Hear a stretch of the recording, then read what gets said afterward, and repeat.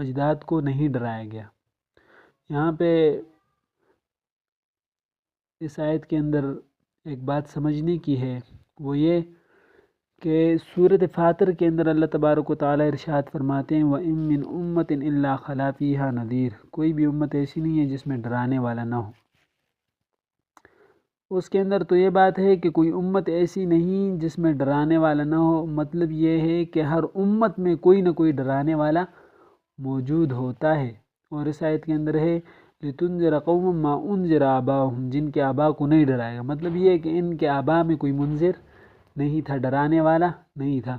دونوں آیتوں کے اندر تضاد نظر آ رہا ہے، تعارض نظر آ رہا ہے، اختلاف نظر آ رہا ہے۔